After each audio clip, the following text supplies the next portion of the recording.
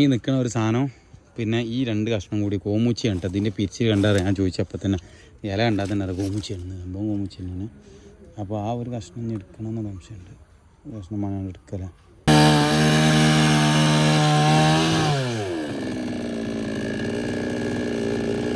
മാഷാല്ല 2500 മുതലായില്ല ആക്കിയായിരിക്കാം. മാഷാല്ല